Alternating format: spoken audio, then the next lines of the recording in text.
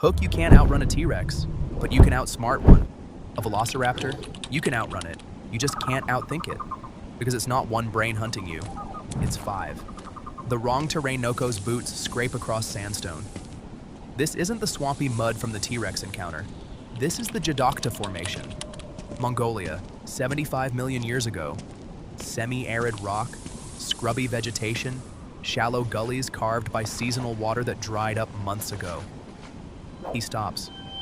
Not because of a sound, because of a scratch. 3 parallel marks on the rock face at knee height. Thin, surgical, like someone dragged 3 box cutters across sandstone at speed. The exposed stone underneath is lighter than the weathered surface. Fresh, and they're not on one rock. They're on several, spaced apart, all at the same height. Something small came through here. Several somethings, moving together. The terrain ahead funnels into a natural corridor between 2 low rock walls. Natural stone on either side, shoulder height, narrowing gently ahead. Looks like the obvious path forward. An easy walk. Noko glances at it, then back at the scratches. He doesn't connect them yet, but you will. Not what you expected. Movement in the scrub. Something low, fast. Darting between rocks with a jerky, bird-like gait. Noko braces. Here it comes. The 6-foot scaly monster from every movie poster. Nope. A Velociraptor steps into the open. It barely reaches his knee. Dense plumage covers its body. Mottled browns and grays with flashes of color on the arms. The head is narrow and bird-like.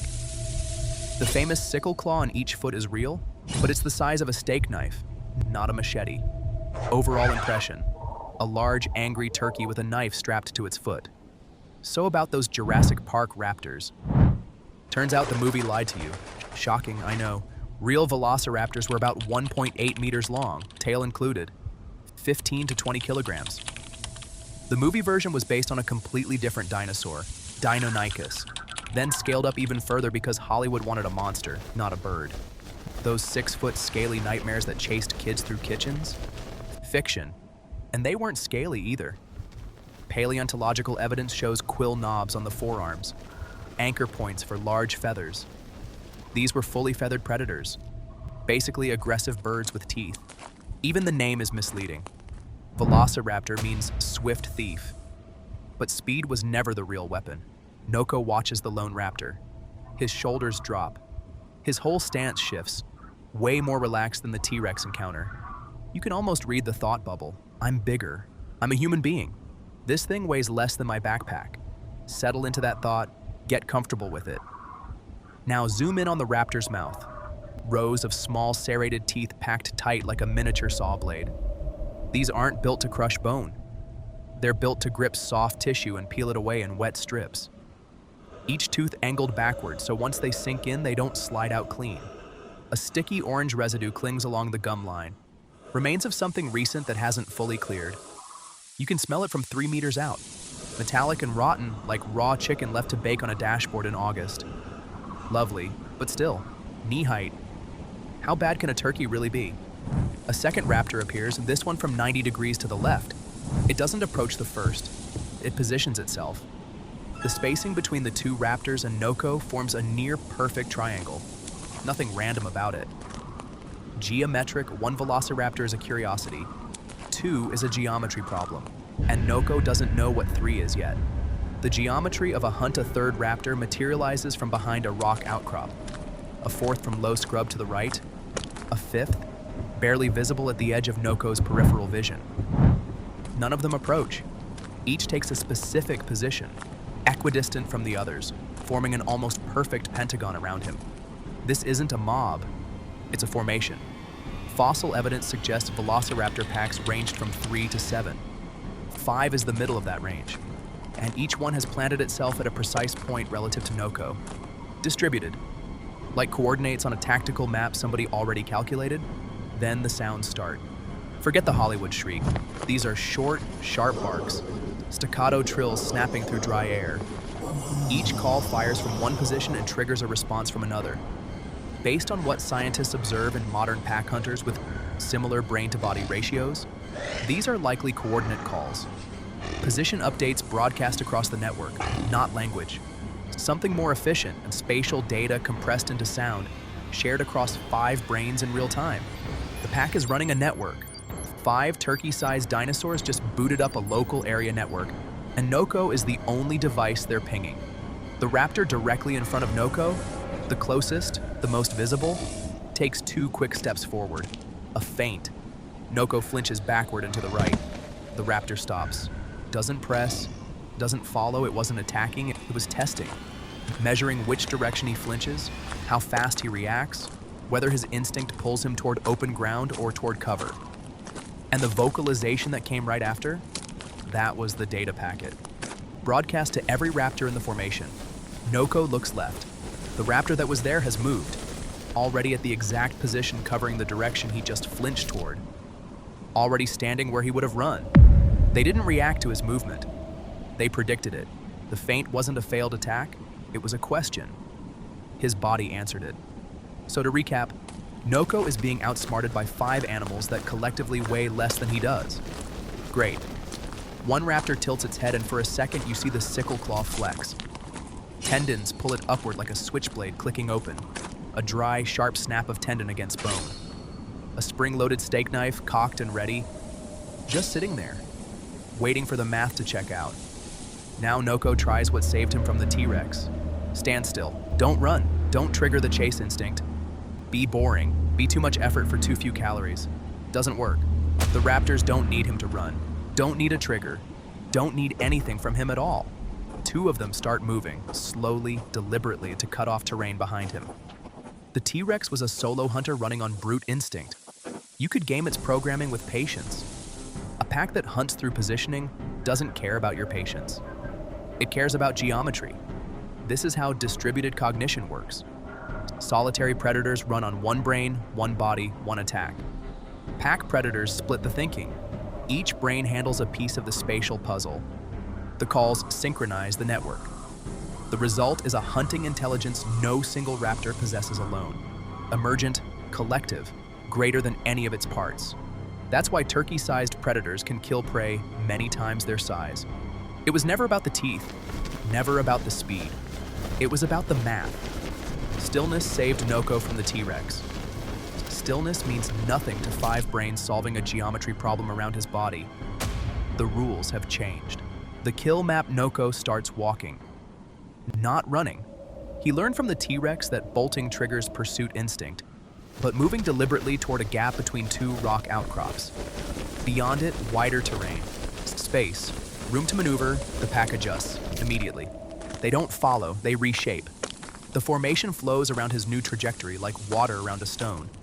Something along the base of the rock wall stops him cold. A carcass, a protoceratops roughly dog-sized. But the wounds look nothing like a T-Rex kill. No single massive bite. Instead, puncture clusters, small, precise, distributed across 3 body regions, flanks, hindquarters, neck. The marks came from at least 3 different angles at the same time, each attacker targeting a different mobility point. Flanks to slow it, hindquarters to drop it, neck to finish. The flesh around each puncture cluster has dried into stiff curled strips, peeled back cleanly, not torn. Edges blackened and crusted with something that could be old blood or could be digestive fluid. Neat little excavation sites where something small and precise took exactly what it wanted. This animal wasn't overpowered. It was disassembled by coordination. 3 attackers, simultaneous. 1 held attention while the other 2 struck mobility points. Sound familiar? It should. Now look at where the carcass is lying. The dead end of a natural rock corridor. Walls narrowing to a point where the protoceratops couldn't turn around. Scratch marks gouge the corridor stone where it tried. Desperate scrapes from blunt little horns, getting lower and lower as the animal lost its footing and collapsed into the dirt. It didn't wander in here. It was driven. The pack uses terrain as a weapon, herding prey into corridors that strip away every option until there's nothing left but walls and teeth. Then it strikes from every angle in a space where escape geometry collapses to 0. Noko looks up from the carcass. Slowly, he turns to look at the corridor he's been walking toward, the gap between the outcrops. The one that looked like escape just 2 minutes ago. It's another corridor, narrowing, walled. identical to the one the Protoceratops died in. You connected half a second before Noko does. Same route, same playbook. That carcass wasn't evidence of a past hunt. It was a preview of the next one. He turns around. 5 raptors at the corridor entrance, spaced evenly across the opening. They aren't chasing, they're waiting. They didn't chase him in here, they positioned themselves so every other option looked worse than walking forward. Every step since the first feint was the direction they wanted. The feint wasn't just testing his reflexes, it was steering. One raptor steps into the corridor, then another. Slowly, unhurried, the walls narrow ahead. The pack closes behind. He thought he was choosing where to go. He was choosing where to die. The corridor walls rise above Noko's head. Terrain curves ahead, blocking his sightline. The raptors behind him can't see around the bend either, but their calls echo off the rock, bouncing forward. Sound-based coordination. They don't need line of sight when they've got acoustics. Noko spots a lower section of wall, 1.5 meters, climbable. He grabs the ledge and hauls himself up. For 1 second, he's above the corridor. Open ground beyond. Scrub, space, freedom. A raptor is already on the ridge, standing on the ledge above him, looking down at him. It was there before he decided to climb. It didn't follow him up, it anticipated him. The pack's generational knowledge of this terrain told it that any prey driven through this corridor attempts to exit at the lowest wall point. This wasn't a reaction to Noko. This was a strategy refined over thousands of hunts across this exact landscape. 5 turkey-sized animals just ran a predictive algorithm on a creature with a human brain, and they nailed it. Noko drops back into the corridor. It opens into a small, natural amphitheater, a bowl of rock with 3 exits. Noko stands in the bowl. His breathing is the loudest thing he can hear between the raptor calls. Raptors advancing through the corridor behind. A raptor head blocking the narrow crevice to the left. Scree slope to the right. 3 directions, and every single one has teeth at the end of it. Every door closed, then a sound. Deeper than the raptor calls. A territorial bellow from beyond the rock walls. Something large. Wrong continent for a T-Rex, but big enough to threaten the pack. The raptors freeze. Heads tilt. The calls change character. Shorter, sharper. The cost-benefit is shifting in real time. Calorie return on Noko, roughly 4,000 per raptor share. Weighed against a territorial fight with something that outweighs the entire pack combined. Decision. A burst of calls, the raptors pull back. They don't panic, they reorganize. Flowing back through the corridor with the same coordinated precision they used to enter it.